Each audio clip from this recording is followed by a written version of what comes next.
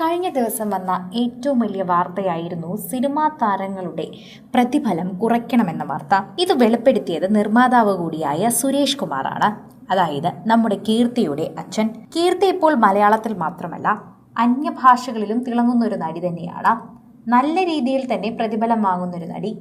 ഇപ്പോൾ സുരേഷ് പങ്കിട്ട ഈ ഒരു കാര്യം മകളുടെ ഭാവി പോലും നശിപ്പിക്കുന്നതാണ് എന്ന് പ്രേക്ഷകർ ഓർമ്മിപ്പിക്കുകയാണ്. മകളെ പോലും ഇല്ലാതാക്കുന്ന രീതിയിലും മകളുടെ ശമ്പളം പോലും നിർത്തുന്ന രീതിയിലുമാണ് ഇപ്പോൾ സുരേഷിന്റെ ഈ ഒരു നിലപാടെന്നാണ് പ്രേക്ഷകർ പറയുന്നത്. ആരാധകർക്ക് സുരേഷ് എന്തുകൊണ്ട് ഈ നിലപാടെടുത്തു എന്ന് ചോദിക്കണമെന്നുണ്ട്. അവരത് ചോദിക്കുന്നുമുണ്ട്.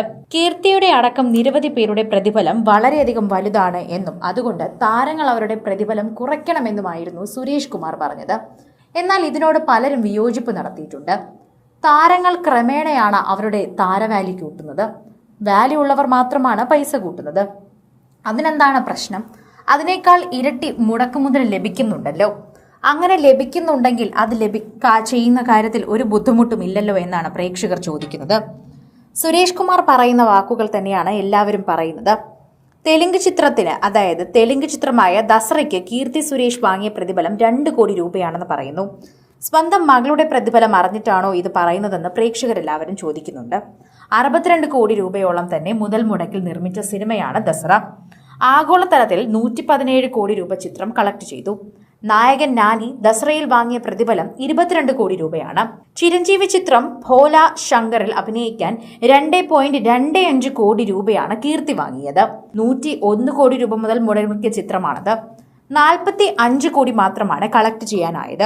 കീർത്തി ആവശ്യപ്പെടുന്ന പ്രതിഫലം കൂടുതലാണെന്നും തുക കുറയ്ക്കണമെന്നും ടോളിവുഡിൽ നിന്ന് അഭിപ്രായം വരുന്നുണ്ട്. എന്നാൽ മകളെയും കൂടി ഉൾപ്പെടുത്തിക്കൊണ്ട് തന്നെയാണ് സുരേഷ് ഈ പ്രഖ്യാപനം നടത്തിയത് എന്ന് പറയാം. ഈ ഇടയ്ക്കായിരുന്നു കീർത്തി സുരേഷിന്റെ വിവാഹം നടന്നത്. ക്രിസ്ത്യൻ ചെറുക്കനുമായിട്ടായിരുന്നു വിവാഹം.